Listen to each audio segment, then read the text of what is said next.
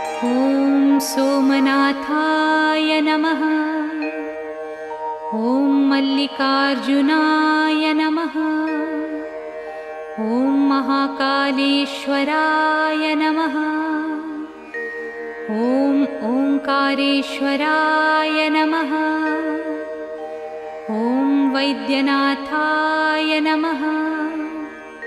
ॐ भीमशङ्कराय नमः। ॐ रामेश्वराय नमः। ॐ नागेश्वराय नमः। ॐ विश्वेश्वराय नमः। ॐ त्र्यम्बकेश्वराय नमः।